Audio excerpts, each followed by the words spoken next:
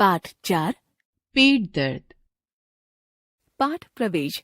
स्वस्थ रहने के लिए हमें पौष्टिक भोजन खाना चाहिए। ज्यादा जंक फूड खाने से हमें कई प्रकार की बीमारियां हो सकती हैं। पोषक तत्वों से भरपूर भोजन ही हमारे शरीर के लिए उपयुक्त है। बुआ सुबह गब्बू को स्कूल जाने के लिए जगाने गईं तो वह पेट पकड़कर जोर जोर से कराहने लगा। बुआ के पूछने पर गब्बू ने बताया कि उसके पेट में बहुत तेज दर्द हो रहा है। यह सुनकर बुआ घबरा गईं। उन्होंने पूछा, गब्बू, पेट में दर्द किस तरफ हो रहा है? गब्बू कभी पेट के दाईं ओर हाथ रखता तो कभी बाईं ओर और कभी पेट से थोड़ा ऊपर। बुआ ने कुछ सोचकर कहा, मैं अभी डॉक्टर को बुलाती हूँ। वे तुम्हारे पेट में इंजेक्शन लगाएंगे तो दर्द ठीक हो जाएगा। यह सुनते ही गब्बू जोर जोर से रोने लगा और बोला, डॉक्टर को मत बुलाओ बुआ, पहले ही मेरे पेट में इतना दर्द है, इंजेक्शन से और दर्द होगा।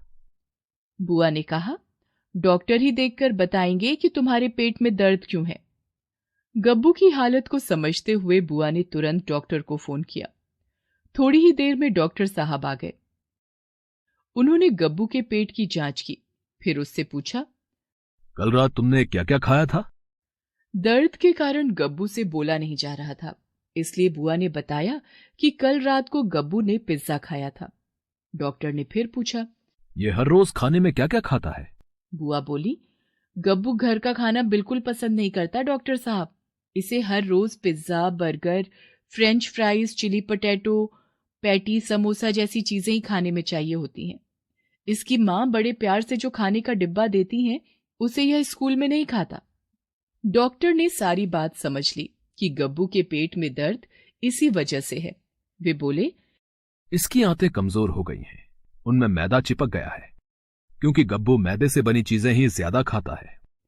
उन्होंने गब्बू को पेट दर्द की दवाई दी और उससे वादा लिया कि अब से वह बाहर की चीजें नहीं खाएगा, केवल घर में बना साफ सुथरा और पौष्टिक खाना ही खाएगा।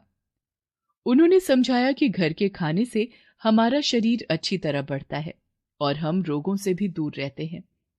हर फल, सब्जी तथा दाल में कोई ना कोई पोषक तत्व होता है, जिनकी कमी से हम बीमार हो सकते हैं।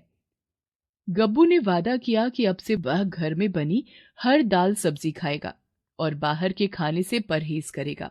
कुछ दिनों बाद मम्मी, पापा और बुआ ने देखा कि गब्बू अब सचमुच घर का खाना रुचि से खाने लगा था। माँ के हाथों से बने पकवान जैसे खीर, हलवा, पूड़ी, कचौड़ी, रोटी, सब्जी, दाल आदि अब वह मजे से खाता था। गब्बू में आए इस बदलाव को देखकर अब सभी मन ही मन बहुत खुश थे।